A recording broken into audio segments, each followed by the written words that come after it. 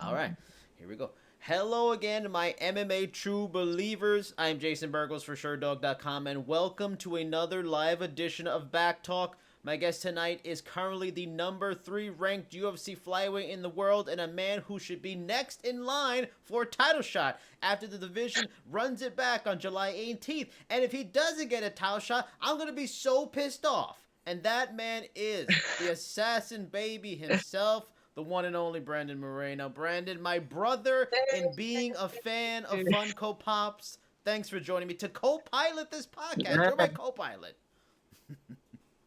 Man, nice to be here again, brother. Thank you so much for the space again. It's my pleasure. Now, I have a whole bunch of questions for you. People have a whole bunch of questions. But first, I am the co-pilot here, so I'm going to ask my questions. Everybody can wait for their questions later.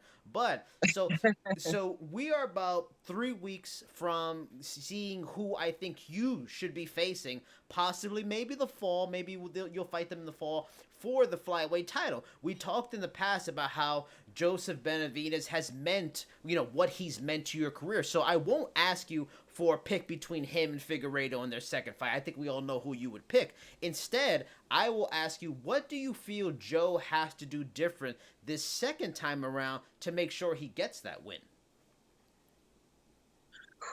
I mean, it's not about my feelings. In my pick, but I think Joe deserve and can be the next flyweight champion. The first fight was weird with all this stuff with the headbutt and the blood, his vision. So, but I I think before that, Joseph had a really good situation, a really good game plan against Figueiredo. Figueiredo is really explosive. He has a lot of power with his right hand, and Joseph, he has a lot of pressure, a lot of cardio. I think this fight will be different, but I think Joe can be the next flyweight champion. Do you think he did anything specifically wrong?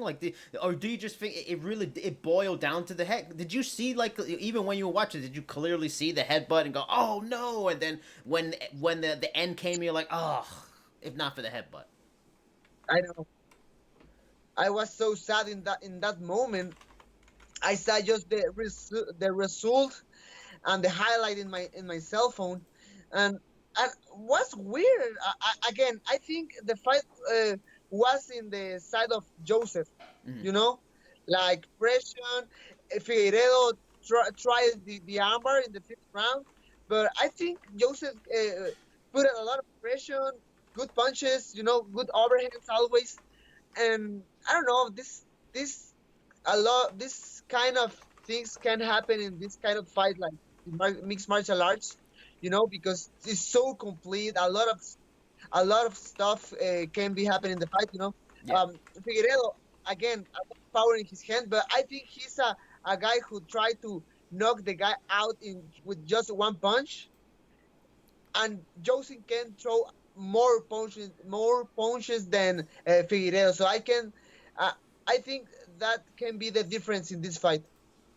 Now, obviously, you won't be rooting against Joe, but considering how much you dislike Davidson, and we talked about that last time, and how much you like Joe, would Benavidez losing actually make life easier for you if you are the next guy in line? Because I'm sure it would be far easier to get ready and fight Davidson than have to fight this person you've really looked up to and admired for a long time in Joe. Or is there part of you that has always, wanted to compete on a professional level and wanted to kind of compete against Joe? Because he really has been one of the best flyweights as long as the UFC flyweight division has existed. Yeah, no, it's a weird situation for me. I mean, with all my heart, I think Joe deserved to be the next flyweight champion. But yes, if Figueiredo win the fight, it's easier for me. I don't Yeah. have any relation with Figueiredo. I can fight against him the next week, next month. So, uh, but I know a lot of people ask me about that. About my relation with Joe. Hmm. It's hard. I don't. I had yet. conversation with Joe because I don't know. Um, it's a kind situation like Gilbert Burns and Kamaru Usman. You Yeah. know, about recent interview with Burns. Uh, I know. Um, I need to have a conversation with Joe, Mm. but it is what it is. We need to be professionals. I love Joe, but I mean, with all my heart, he can be the next champion, of course. Now, between me and you, and whoever else is watching this right now, you could beat Joe, right? We know you could beat Joe, right?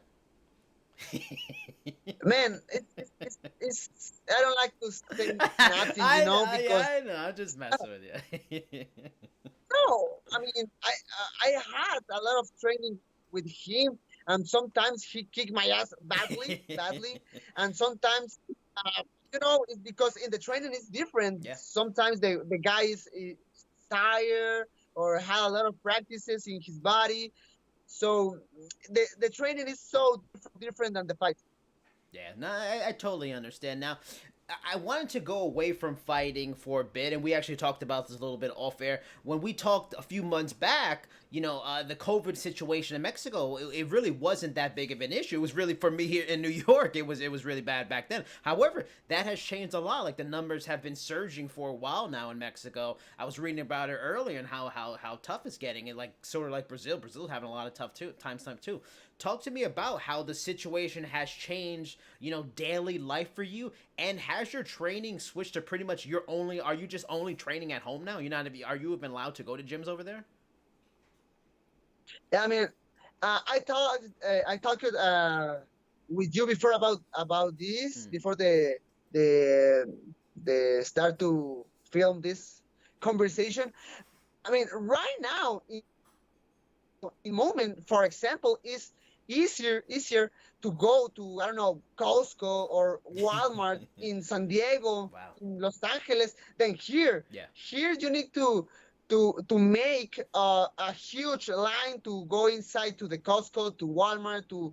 different stores. You need to get hand sanitizer, your cubrebocas. I don't know how it says in English. Oh, the mask, the Mount, face mask. Yeah, the yeah. mask, exactly, yes, the mask.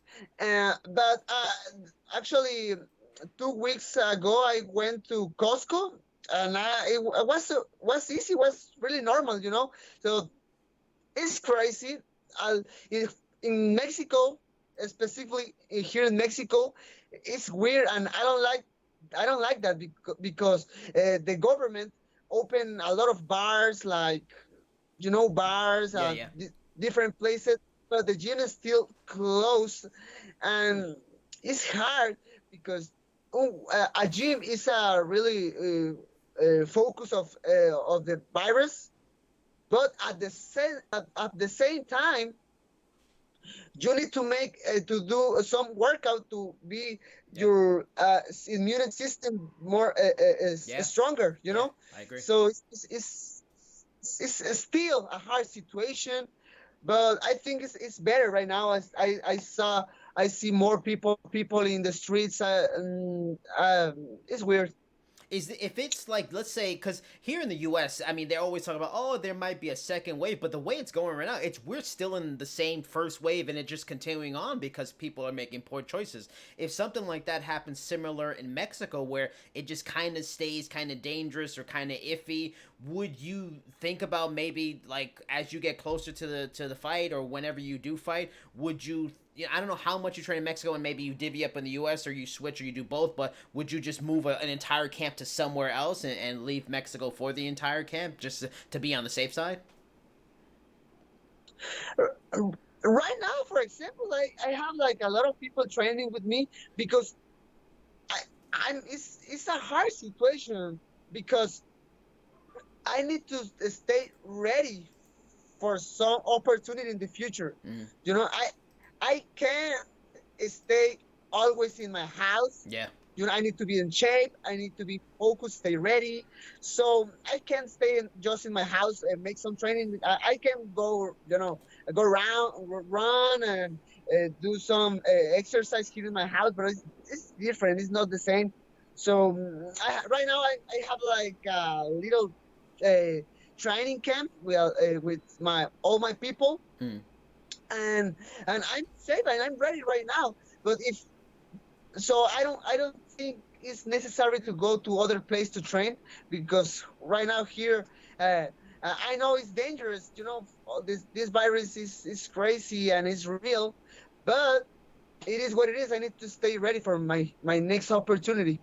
And let's say something, because there's been conversation about how like the European Union might like ban certain travel from the U.S. over there and stuff like that. Let's say something difficult happened, like Mexico, certain they weren't allowed certain travel maybe into the U.S., or maybe the fight they offer you is on Yas Island and you couldn't do it. But if you went to the U.S. to stay there and had to travel there, would you be willing to like up and move for a few months to the U.S.? Would you bring your family with you, so you're not, you're with your family in training? Would you be willing to make that kind of move if the COVID virus hurts travel out of Mexico? Yeah, I mean, I'm open to every single um, uh, stage in the future. I can go to United States with any problem. So yeah, I'm open to any single stage. Is the plan to wait It's, for it's, is the plan for you to wait for a title shot next? Like, have the UFC said, look, we want to give you the title shot next? That's what we're thinking. Because since Pantoja and Askarov are fighting each other next, outside of maybe a fight with like Alex Perez, there doesn't seem to be a lot of fights that make a lot of sense for you other than a title shot. Are you waiting for that? Like, are you hoping to get a title shot maybe in the fall after this fight happens, or you want to stay busy and you're willing to maybe take an Alex Perez kind of fight? maybe yes. I mean, Alex Perez looks awesome in his last fight against Formiga. Mm. I think his game plan was actually was better than my game plan, because he finished the fight. I think I respect too much the skills to Formiga, Mm. but at the same time, I think was more experience for me. I can be more against Formiga, learn something new against a really good opponent like this guy Formiga. Mm. But it is what it is. Alex Perez looks amazing in his last fight. It's a possibility, of course. I need to watch the fight in July 18 between Figueiredo and Joe, and because I mean, if Figueiredo or Joe win, I need to wait a little bit more, Yeah. because Yeah. injuries. The fighter want to get some rest, some break to Mm-hmm. the until his next fight. So I just need to wait until the July 18th and watch all my possibilities. Alex Perez sounds really a really good matchup against me, because he has a name right now, Yeah. and I think he's an important name in my career in this moment. So just I need to wait until the next fight for the title, and that's it. Has there been at all any conversation like between your management and the UFC? Like, look, he's number three. Which, if someone was the champion, you'd really be kind of number two. And whoever loses in this fight is probably gonna move back, and you might move up. So you're probably gonna be the number one contender. Has there been any conversations at all about, yes, Brandon wants a title shot next, and let's work on that, or it really hasn't? It's kind of, you really don't know too much of what's going on. Everything's kind of on pause until we figure out who's the champion is. I mean, I don't have any conversation yet with my manager, but I think it's coming soon, Hmm. because Alex Perez and me has the same Yeah. management. Yep. So I mean, at first I want to fight for the title. This is my number one goal right now. But I need to fight. I need to get more fights in this year. Almost at least one more. Mm. So it's crazy. I need to wait, but I love the fight against Alex Perez, but I prefer the fight for the title, of course. I want you to fight for a title, and I like Alex Perez. But all right, so now we can move on to like questions from like the Sherdog forums and social media and stuff like that. Now, the first one comes from a person named Grant B13, and they ask, in the middle of his fight, Dustin Poirier said, "Listen to Bisping," and Michael Bisping wasn't even yelling that loudly during his fight with um Dan Hooker. Now, should the UFC, he's asking, should the UFC move commentators to another room in empty arenas? I mean, what do you think? You got to compete in an empty arena fight. You know, what do you think? Is it do you hear the announcers talking? Is it a weird distraction at all? Should the announcers kind of be moved, or even when you fought or watch the shows now and you see the announcers talking and they're loud enough to hear and everything, you kind of like it as a fighter? It's weird because I remember my last fight in Brasilia. Mm-hmm. I hear good Michael Bisping, and I don't remember what he said, but he said something like, I mean, against me, you know, I mean, part of his job, like, yeah. like for me, guys, very good this, or he's very good with this move. I don't know, I don't remember. Yeah. But yeah, it was good. To be honest, I don't care. I think it's a really small with all the arena empty. Everybody start to talk and ask to the fighters what they feel about this. But to be honest, for me, I don't care. It's the same when the guy closed the octagon. My mind is only focusing the guy in front of me. Yeah. Now this question comes from Fisher, and they ask, why won't Dana, like, what do you think? Do you think that the Ultimate Fighter is still very relevant and it really matters and it's important to fighters? Or do you even think, for a person that used to be on the Ultimate Fighter, maybe the Ultimate Fighter a stage for me? Yeah. Yep. To be more like to have more I don't opportunities. It made you, everybody knew about you after that show.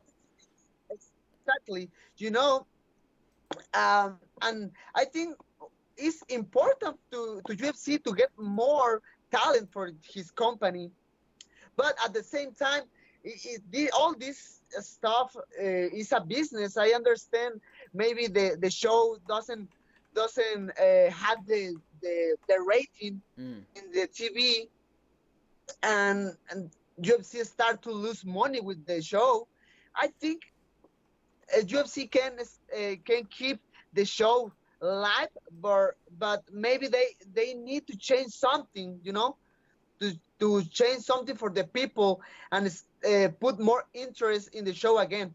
Do you think one of the things that they should change is that whole element of like living with these strangers and living in the house and that stuff? Like, without a doubt, the hardest part is having to fight so often in a short amount of time. But what if they left something like that in, but you didn't have to stay with these strangers and live with them without TV, without internet? Maybe you still had your family close by, so, like a change like that. So guys don't have these really difficult situations that a lot of people went through, which you went through because you didn't know English very well at that time.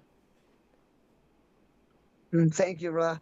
Man, to be honest, I don't know. I think it is a problem for the staff from UFC, for the guys who make the show. Yeah. But I think I think the fight needs to be the same. All the tournament, the house.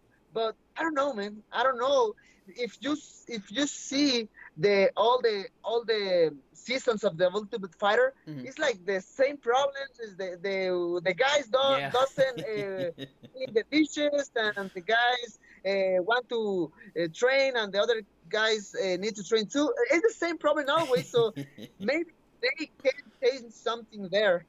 I don't know. Yeah.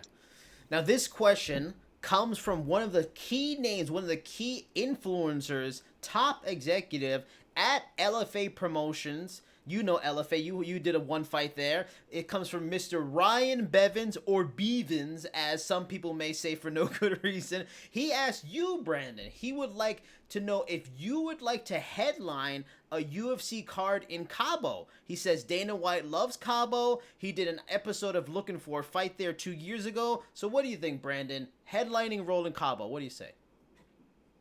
Let's go. I never been in Cabo before, but everybody say Cabo is amazing. It's beautiful. So man, have fighting there in Cabo, and then have some vacations with your family. Sounds good. Why not?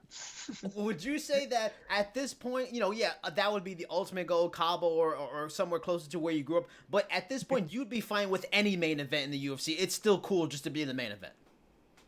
Oh man, of course. I had the opportunity before, in Mexico City. Right. I lost the fight, but the experience, all the stage, all the opportunities with the promotions, with the media, the interviews was amazing, and I think was a huge experience for me. Did you feel any added pressure to be in a main event spot? Because, there are so much more, there's so much more media attention on the people that's in the main event, and there's expectation. Like, they're thinking, ratings and interest is about who's in the main event. Did you feel any pressure? Did it affect you going into that fight at all? Maybe yes. I think, in that fight, was my first time when I need to be I need to go to Mexico City to do some interviews in media, like 4 days, 5 days. I don't remember. I had a lot of interviews. I went to TV shows, a lot of different places. I was so tired in that moment. My mind was like homesick, really homesick. Yeah. And then in my training in Mexico City, I went there like 1 month before the fight, for the elevation in Mexico City. Yep. And all the eyes is in your body, in your training, and what you eat and what you do in this fight for Sergio Perez in that moment. So yeah, it was different, but again, experience. I think was an amazing experience for me, because all the fighters do that, Yeah. All the fighters make all these interviews and when go to the fight and win his fight. So I think his experience was hard for me because it was the first time, but I'm ready for the next one. And it's gonna be a title fight. I'm telling you now, it's gonna be a title fight. So you're already ready for this main event stop. Now, the next question comes from the legendary Scarface. They ask, which fight would you rather watch? Dustin Poirier versus Tony Ferguson or Conor McGregor? So what would you rather, as a fan, not even as a fighter, as a fan, what would you rather see, Dustin Poirier versus Tony Ferguson or Dustin Poirier versus Conor McGregor? Oh man, as a fan, I think we need to Conor McGregor fight again, Yeah, yes. I want to see that fight, yeah. But in the sport, I think Dustin Poirier again, Tony Ferguson is the correct way to go with the lightweight division in this moment. Dustin Poirier looks amazing in his last fight against Dan Hooker, but he recent loss against the champion, against Khabib. Yeah. I think he needs to wait a little bit more, maybe get that fight against Tony Ferguson on, for his career. A rematch against Conor McGregor sounds amazing, sounds huge for his career.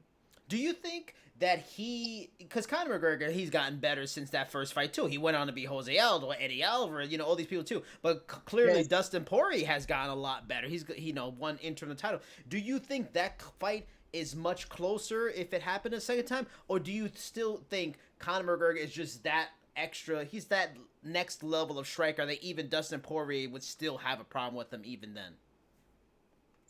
The problem is we doesn't know what happened with Conor McGregor. We don't know about if he's in the gym right now training, trying to be better every day.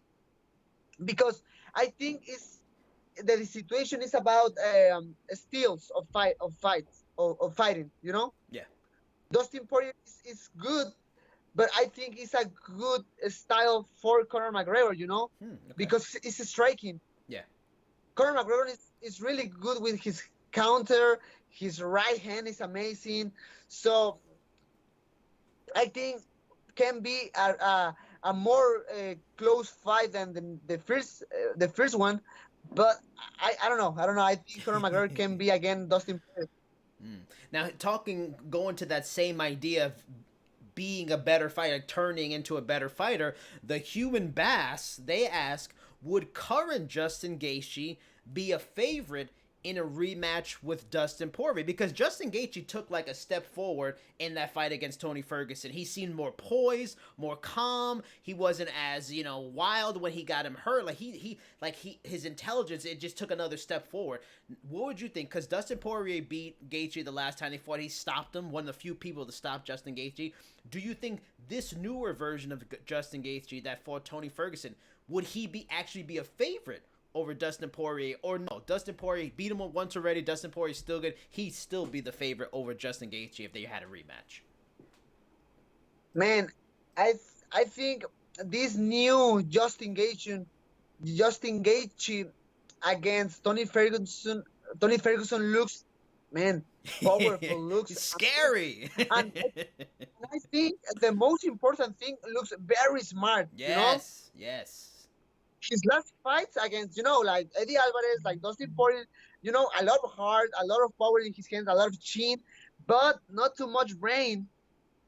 And I think that's why he lost the fight. And I think he and his head coach knows that. And actually, I saw a video when his head coach says something like, "Hey, you need to be focused in your game plan. You need to be smart, because you remember when you don't be smart in the fight, you lose the fights." So this new Justin Gaethje, more smart, looks powerful, looks great, and I think he can beat Dustin Poirier right now. I don't know. Dustin Poirier is amazing, but he's right now in a hard position. Yeah, and it's crazy to think he's 31 years old. It feels like he's been around like 15 years. Like Dustin Poirier should be 41, but he's only 31. It's crazy, but I know.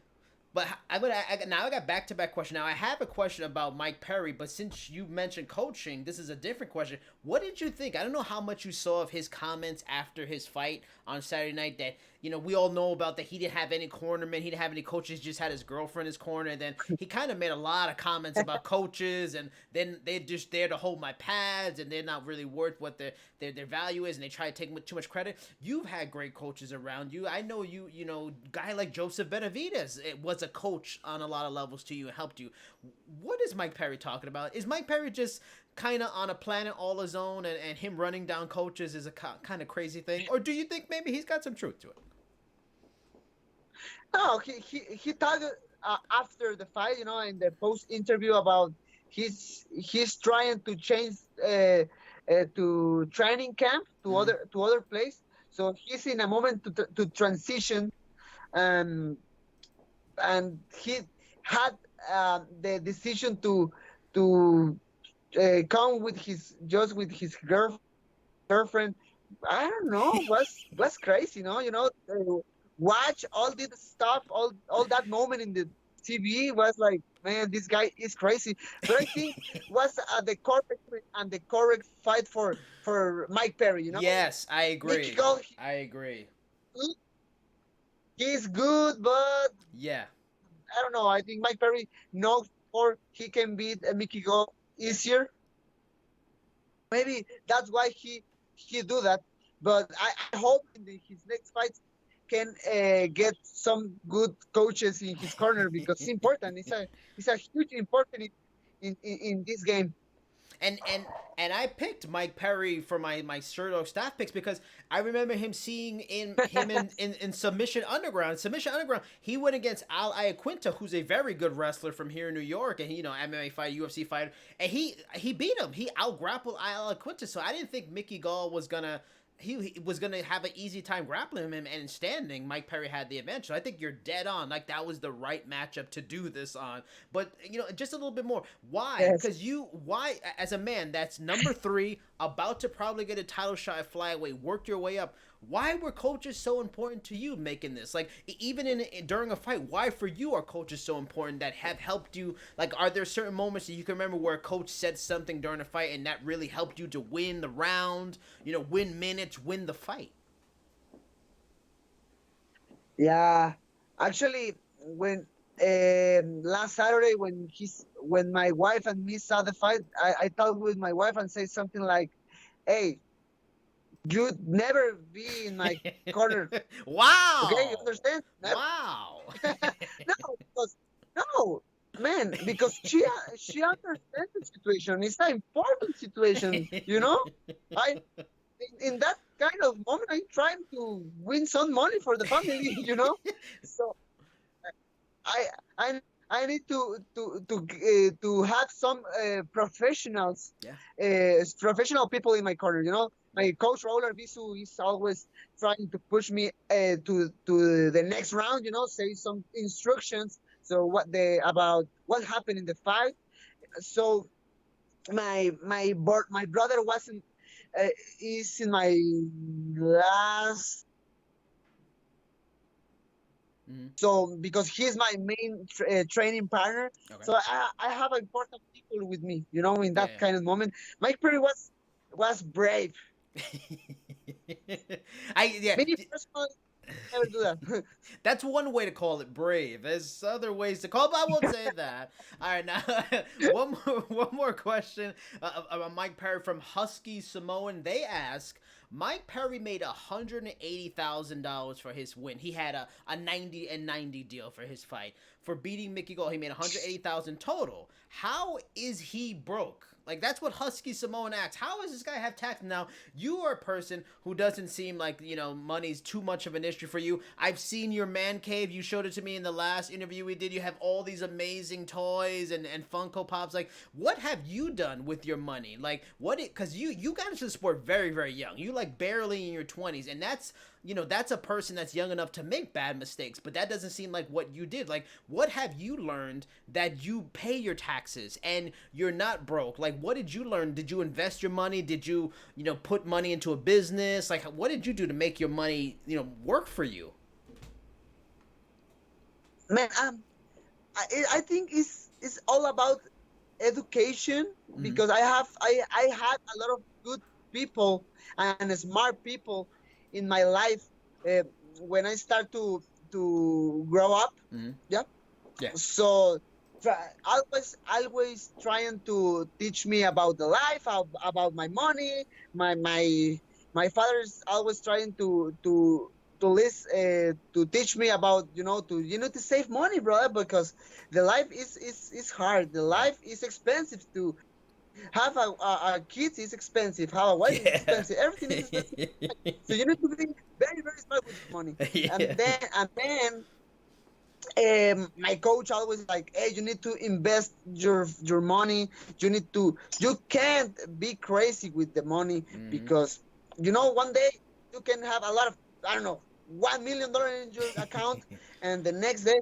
And I remember I had a hard moment in 2018, because I started to be really desperate, because I don't have money. Wow. In that time, because I pay a lot of stuff, the surgery of my little kid. So it was a hard moment for me. And then I think I learned more about life. And right now, for example, I'm trying to invest in some departments here in Tijuana. Wow. So I'm trying to build some departments here. Here, the rent here in Tijuana is really, really expensive. More because we are, close to the border, close to San Diego. Here the rent is, you need to pay the rent in American money, Really? Dollars. Wow. So I think that is my investment right now. So I think that's it. And I understand, because United States is expensive. It's really expensive, I think New York City, California is the most expensive cities in the US. So I understand, but sometimes the fighters has the responsibility too about his money.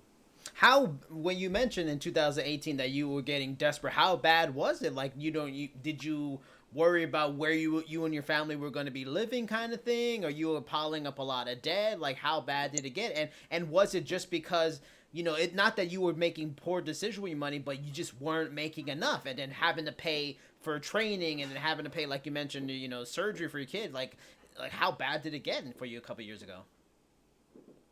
Yeah, no, was bad because I investment in the land for the apartments, in that Uh-huh. moment. Yeah. So I bought the land for the apartments, and then again, the surgery, the pay the bills, pay Yeah. taxes too, because we need to pay taxes, obviously. Yeah. Um, it was hard, man, but was experience. I love my life because again, I know I'm very young, but I Yep. have so much experience. I'm Yeah. in my mind, I'm old. I have like 50 years in my mind, and I know that I'm like an old man with a lot of toys. And I think it's every I spend my money in toys and bills. So that's it. All right, You so need to have a balance. yeah, no, I agree. I agree totally. Yeah, you have to. You go crazy, and you guys work so hard training, prepare for fights. You have to, have that kind of balance in your life. But now, last question. This comes from Rebel Lion. They ask, "What will Max Holloway do different in a rematch with Alexander Volkanovski?" Which was a close fight, but I thought Volkanovski clearly won as a top level fighter, number 3 in the UFC flyweights in the world. Educate the people out there. Educate me, Brandon. What in your mind does Max Holloway need to do to regain his championship? Man, I don't know, but I think the problem with Max Holloway in his last uh, two losses against Dustin Poirier for the Yeah, interim lightweight title and with Volkanovski is because these both guys has a lot of power, yeah, you know, are powerful, has power in his hands, and I think that was the problem in those two fights. I yeah. think Max Holloway need to change something with that. Be more, like with his feet more in the ground. Mm-hmm. You know, like change his levels, Okay. and maybe because he's always like jumping, Yeah, something yeah, like that. Not yeah, too yeah, much, but jumping. And I think the guys like Volkanovski, like a lot of power, shorts guys, yeah, yeah. like try, throw a lot of punches with too much power and move the body of Max Holloway. So I think, in my personal opinion, he can change something with that.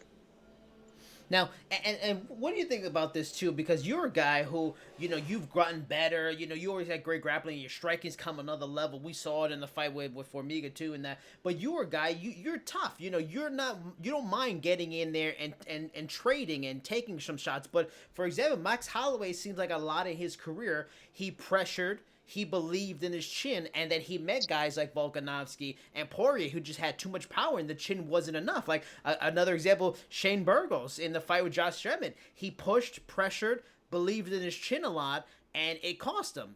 How is that like the fine line a fighter has to walk, and is that another level sometimes even a veteran fighter has to mature in that you can't rely on your toughness all the time, and maybe it's better to be a little bit more careful than putting that pressure and because your chin can only take but so much.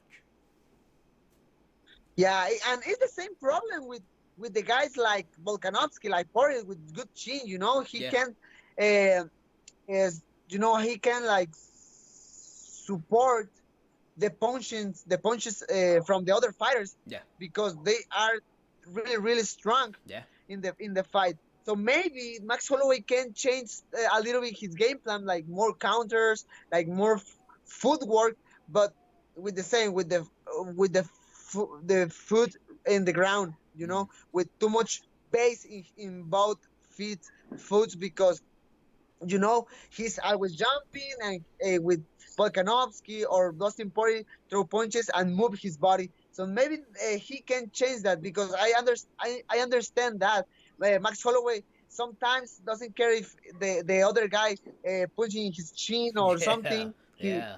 He says something like, it's fine, no problem with me. I can support that and go forward. But Volkanovski is a machine, bro. Yeah. It's a machine. So you need to be careful with that. All right, so that's pretty much all of our questions. Now, before we go, is there anything you want to let the people know what your social is, your Instagram, your Twitter? Fighters got to have that strong brand, getting those sponsors. Let the people know your social, and also just let the UFC know. Give me the title shot already. Give Brandon the title shot, UFC. Brother, I'm ready. I'm really really ready for the next fight. I can fight actually this Saturday if it's necessary, Mm. because I'm in my it's perfect. I'm in shape. I'm focused in the training camp. I'm focused in everything.